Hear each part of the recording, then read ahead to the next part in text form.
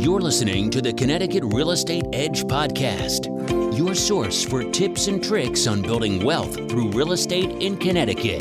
You will get the best techniques from leading local experts in real estate and lending. Now, here's your host, Robert Weinberg. All right, good afternoon, everyone. This is Robert Weinberg, Connecticut Real Estate Edge podcast, and I wanted to thank everyone for joining us here today. I have a very, very special guest I'm super excited about. On the podcast here, we talk about financial planning, we talk about real estate, we talk about mortgages. We've also dived into some outside of the box concepts and different ways that you can build your wealth, maybe you haven't even heard of before, and different ways you can buy and finance real estate that are very unique and seldom used. So our guest today that I personally selected to bring on is a gentleman by the name of Doug Peacock. And Doug, thank you so much for joining us today. Robert, I so appreciate the opportunity to share with some ideas. Absolutely. So the reason why Doug I thought was a perfect guest to bring on today was because he's been in the insurance planning and financial planning world for about 6 years, but his previous experience is very unique. He actually came from the coaching world. He's a former football coach, and he really has that heart of a teacher that you need when you're looking for advice and someone to really guide you through financial programs and products. The other thing is that Doug is a published author like myself, and he has a book by the name of Be a Bank. And that book was published just a couple of years ago, and it talks about a lot of the concepts that we're going to be diving into here today. And I'll be interviewing here today Doug to talk about his approach to financial planning, his approach to specific types of insurance products, and how we can use them in building our wealth. So without further ado, everyone, we're going to just kick it off here with Mr. Doug Peacock. So the first question I wanted to ask you, Doug, was if you can talk a little bit about what you do, how you're different from a regular financial planner or an insurance advisor, and how specifically what you do can benefit our audience, which is home buyers, homeowners, and real estate investors. Right. Well, I don't want to leave anybody the misconception that I am a financial planner, because I am not. I'm not a CFP. I got none of those designations. In fact, I'll just put HFB up there, which is a head football coach. All right. It's okay. Absolutely. But it was a journey that, Robert, I never intended to be here. I tried to retire from teaching and coaching, and it didn't go like it was supposed to go.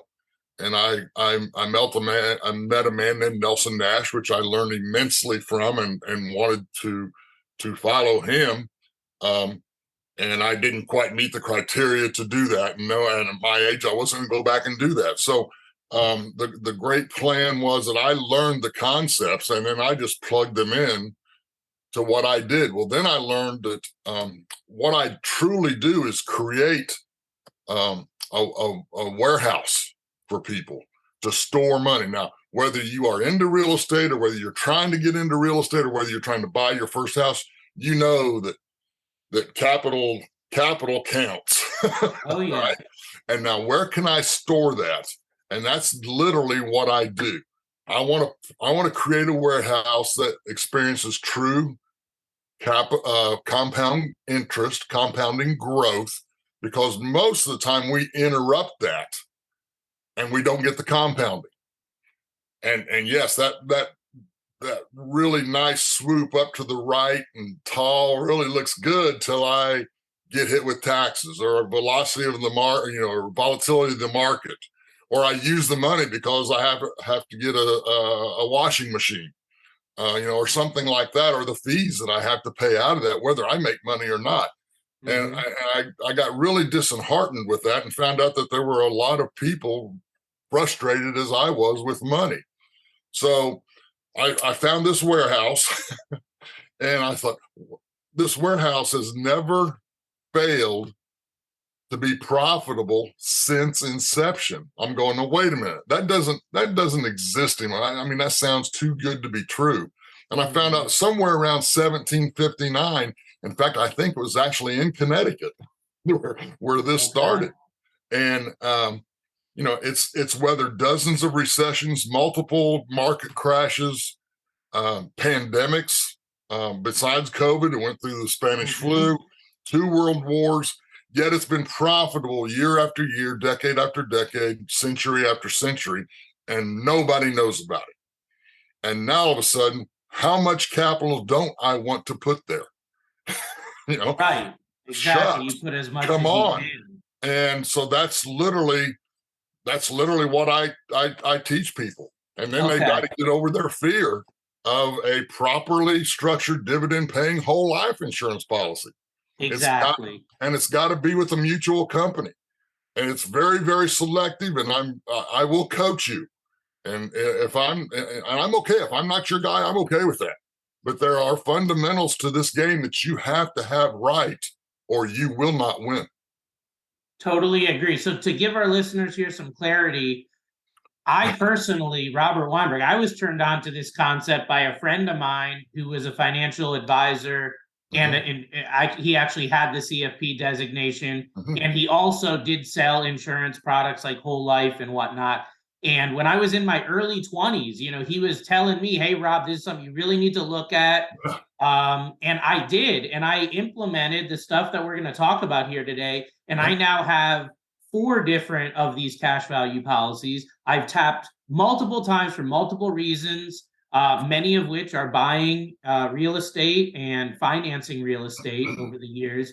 It's been, for me, the cornerstone of my financial plan personally, because it is so low risk. That's the big thing. It's so low risk. It's done so well over all these years, literally decades and decades and centuries of proven track record. No, you're not going to get 20% returns with this type of vehicle, but you're going to get slow and steady wins the race returns, where you're guaranteed money. You know what that number is going to be at a bare minimum in the future. And that's really attractive. But the big thing that I learned in my research when I was figuring this stuff out for myself is that you could type in whole life insurance or cash value life insurance, and you can get a zillion opinions, and most of them will be negative. Most of them will tell you not to do what we're going to talk about. This is outside the box. But the big reason why people say, no, don't do this, the big reason why it has the stigma and the negative connotation is because it's not properly structured. You don't have the right advisor. You don't have the right coach. It's not set up right from the beginning. So if you just take the vanilla version of a whole life insurance policy, which is what they're going to give you right out of the box, it's not going to work for what we're talking about. What we want to do here, and Doug can elaborate on, is we want to minimize the insurance and maximize the investment or the cash value portion. If you don't have an advisor that knows this like the back of their hand, knows how to structure this, the right companies, all that, you are going to screw this up. I'm telling you that now, because my first policy, I didn't do it right. And I had to make up for that on my next ones. And over the years, I've learned now, and I've had these for decades now. So I'm someone that's been through what we're going to talk about, and that's why I'm excited about it. I'm passionate about it. You guys can hear that passion in my voice. So what Doug is really going to be entailing with this financial program and product, it's really an insurance product. But really what we're talking about is where you can store money that you can then use to either put money down on real estate, or if you're like me and when you've had it for years, now I don't even need to get a mortgage on real estate. I can literally write a check from this warehouse, and there's different ways to do that. And I can buy real estate outright. And basically, I'm my own bank. I'm my own mortgage company. That didn't happen overnight. That took decades of saving and getting this set up at a young age when it makes sense. The sooner you do it, the better. But it allows you to somewhat, intertwine your savings component with a little bit of an investment component and an upside. At the same time, no downside. That's huge. So, Doug, if you can talk a little bit about and discuss the differences between saving and investing and where people really go wrong with that. Well, to me, that's 2 different objects. And I do want to tell you, this is insurance. It's not an investment. So if you're thinking this is rate of return and yield and stuff no, that's not what this is. Now, I want you to have that side. And yes, I love real estate. Okay. But it could be something else, whatever, go do what you do. But saving to me is It's safe. It's predictable.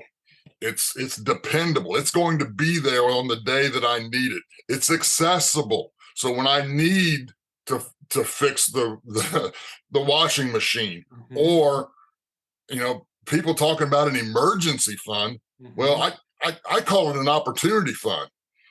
What if that property right over there becomes available? Yep.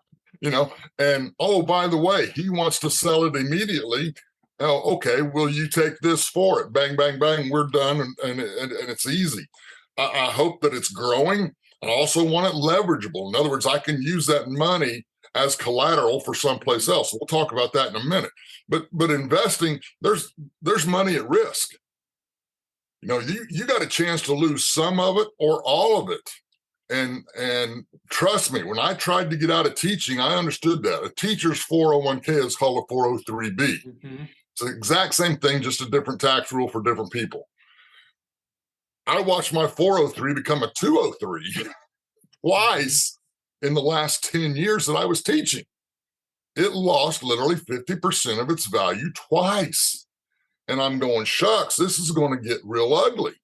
Well, now, I'm not the only one that's experienced that. Several other people have too. So I think there's a huge difference between saving and investing. I'm not against investing. I want you to invest, but I want you to save first with dependable money. And the problem is America today has got all of their money stashed away in two places they can't get it. One, unfortunately, is their home. Okay. Yeah. So there are ways, and that's a whole nother discussion on how to get equity out of your house. But don't understand it's there and use it. Okay. The other one is qualified retirement accounts, 401s, 403s, 457s, IRAs, whatever.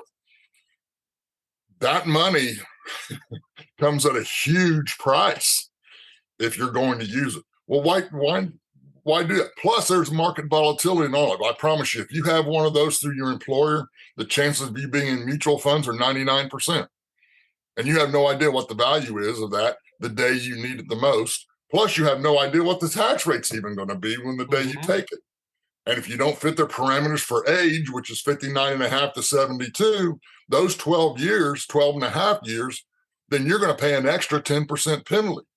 At 72, if you don't take the amount they want you to take, you're going to pay a penalty of 50% of what you should have taken. It's called a required minimum distribution. No, that's not. If that's your world, have at it. I'm not your guy. Well, let me be clear, though, Doug, because, we talk about a lot of different investment strategies, saving strategies, real estate. So, as I've just said, I'm somebody that endorses the concept, endorses the product. But at the same time, I do have a 401k. I do have an IRA. I still do all that. So I think what Doug's really saying here is don't put all your eggs in one basket, because that's what most people do. Like he said, most people have half their money in the equity of their home and the other half is in a 401k, 403b, IRA. Well, those are both not very liquid places that are in very accessible, easy to get to, and can handle what a real estate investor or home buyer really needs in today's market. So I'm all about being well-rounded, having multiple places with multiple dollars.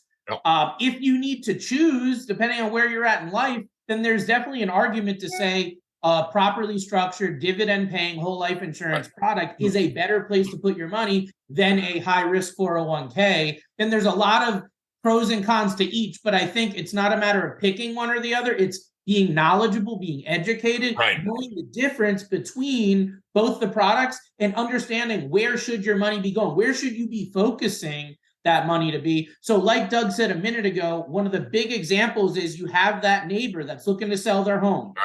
I have all the time people calling me, hey, my neighbor's looking to sell the home. Well, if you come to me as a mortgage lender, we have to go through the pre-approval process. We have to run your credit. We have to get your documents. We have to make sure you qualify. There's a lot of ins and outs. There's a lot of documents, paperwork, things like that.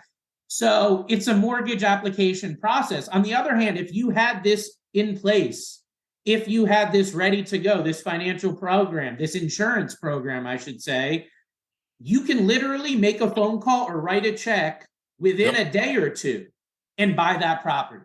You don't have to ask permission. You don't have to have your credit run.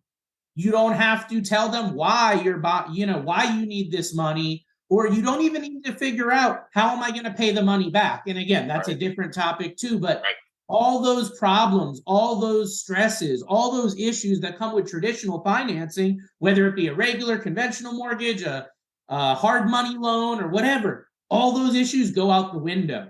Yes. And the real estate investors that I know that are multiple seven-figure earners that have this stuff in play, they're the most successful that I know because they have the liquidity.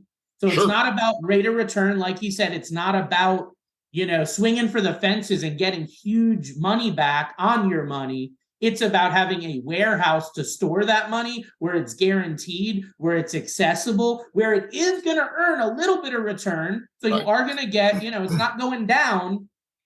But at the same point, it's got a lot of these other benefits. Depending on what state people are in, there's asset protection benefits that are huge on these type of policies. So that's that. So moving on, let me ask you this. What, Doug, can you say to those who want to know about learning from banks? We see how banks make money. What can we learn from banks who make money, and how can we apply how the banks are making money to our personal situation in the context of using one of these whole life insurance policies? Absolutely. I will. First of all, we all got to agree that banks are profitable. Yes, very.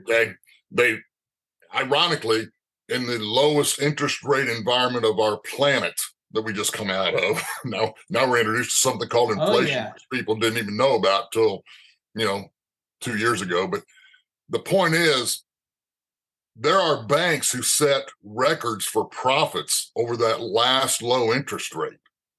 Excuse me. It's 0% interest rates and 2% mortgage. And I'm going, that doesn't make sense. How did they make profits, record profits on 0 and 2%? Well, guys, it's not the rate, it's the volume of interest. And so my quick and easy lesson is, do banks do what they tell us to do? And the truth is they don't. I mean, go ask your bank how many CDs they own. None. All right. So in 2019, there were 4 separate banks that bought $54 billion worth of cash value life insurance. Got it? Now, why would they do that? Perhaps they know something we don't. How about guaranteed growth? How about fewer taxes? How about, it increases their financials to qualify for other things. And, they got somebody that walks in and wants to borrow 10 million for an estate or something like that. They do their own loan. They don't have to involve anybody else right out of their cash. They take a policy loan right from that amount of money. And they do the same thing you were just talking about, but now instead of as an individual, they do it as a corporation. Okay. So the same thing, it's called BOLI, BOLI. Bank-owned life insurance. If you want bank-owned life insurance, if you look that up, corporations do the same thing, by the way. So why are banks doing that, but telling us to give, to put our money in there and leave it in there, at 0.001% for, the next 10 years. And, then maybe we'll give you 2%. Come on. No, let's do what banks do. Okay. Now, so my point is, be a bank from a sense of their processes. You're not, I don't want you to be a brick and mortar bank. I don't want you to get a bank charter. I don't want you to have to grow $10 million to get all that. I want you to just to focus on the movement of money at a cost that it's costing you, or you can earn that. I mean, so a bank pays you, let's do 1% just because I'm a PE major and I can do the math. Okay. And the next guy in line, they give you 1% on your savings account. The next guy in line gets charged 5% for an auto loan. Okay. What did the bank just do? They didn't took make money from you at 1% and gave it to him at 5%, and they're the ones making the spread.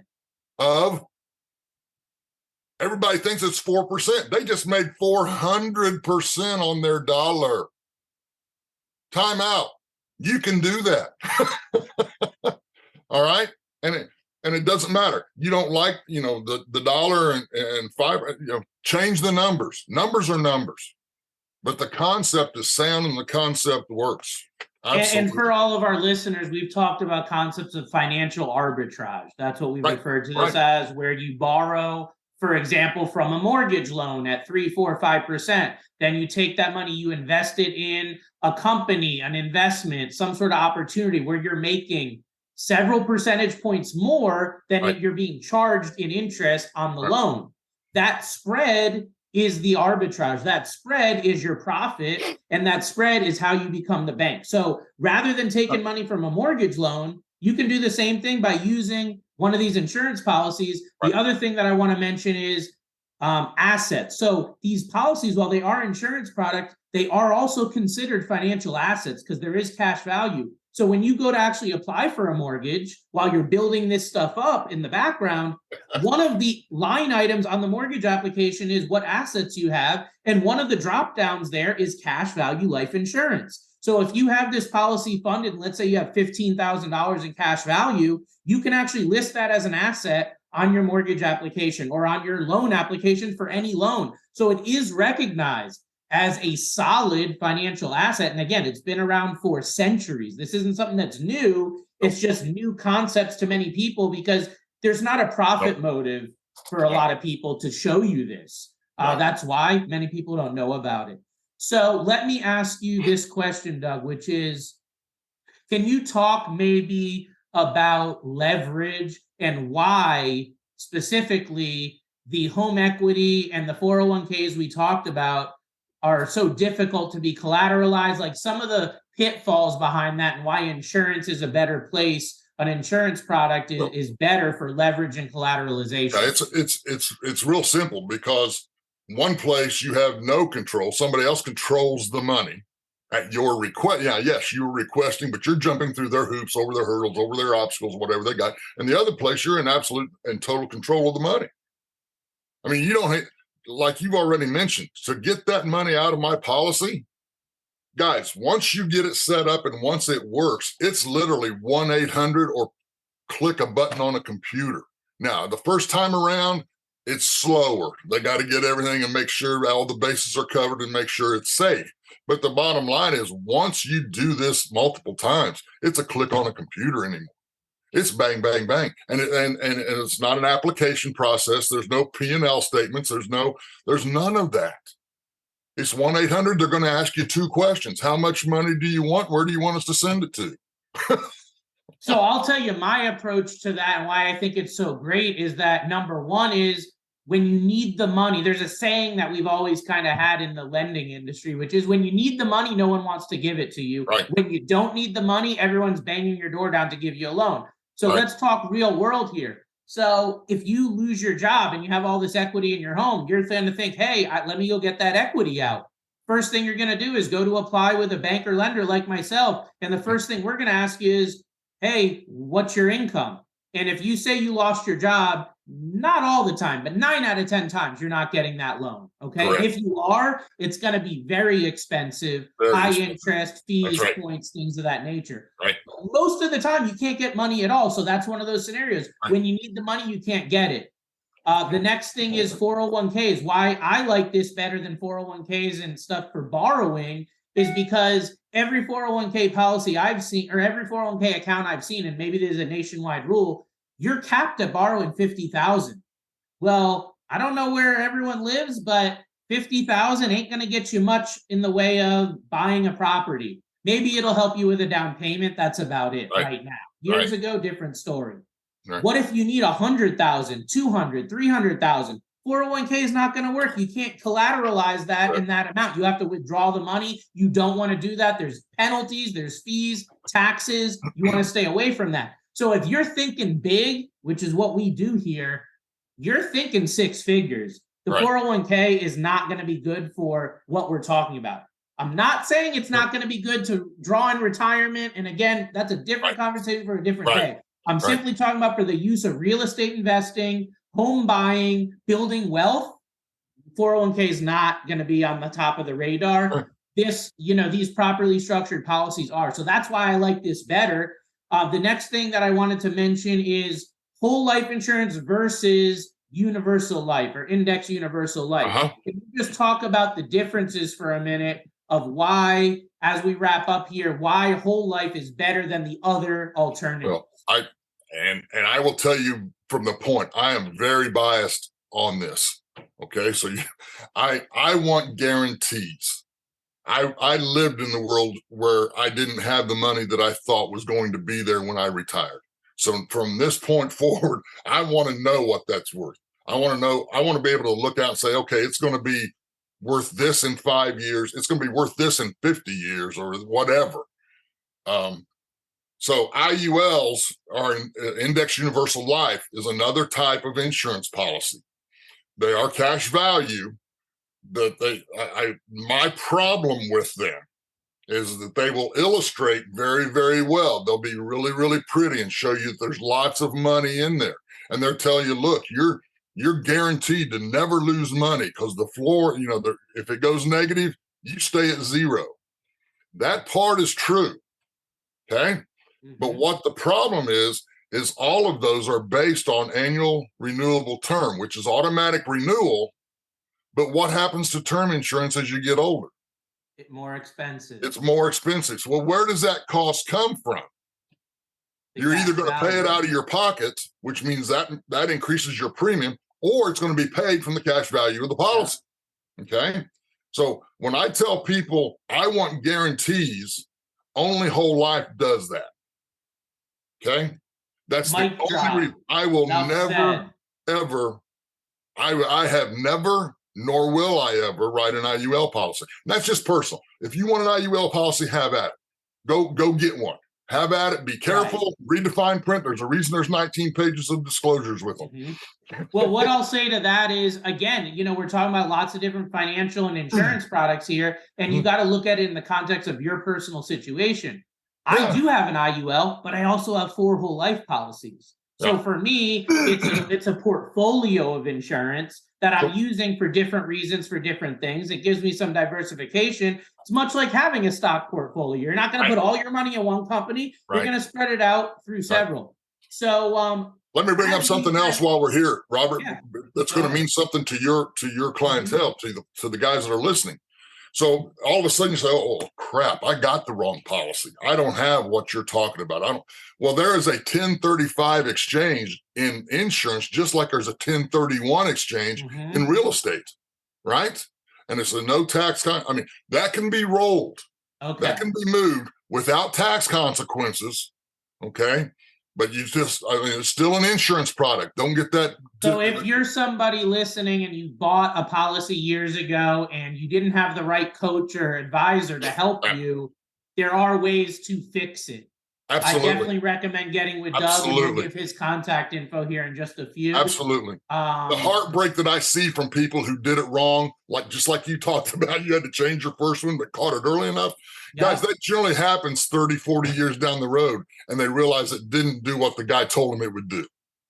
The sooner you can figure this stuff out and get this path placed for you, the better situation you're going to be in because of the compound effect. And time definitely helps with building this stuff.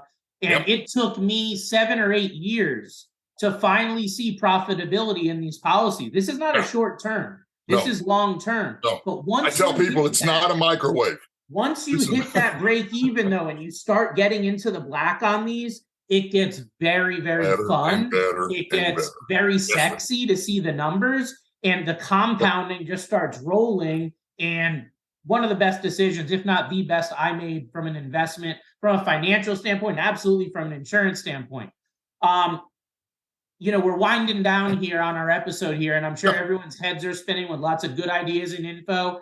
But as we wrap up, one thing I want to talk about is the ways that you can borrow from these policies, because one of the most attractive things is going to be that you can use these as not only the warehouse to store cash, but also the bank to borrow cash, because it's your bank, your money. So it's like a Swiss Army knife of finance. Absolutely. You can use it for all these different reasons. And I've heard of properly structured dividend paying whole life being called the Swiss Army knife of financial products, because there's so many different uses for it.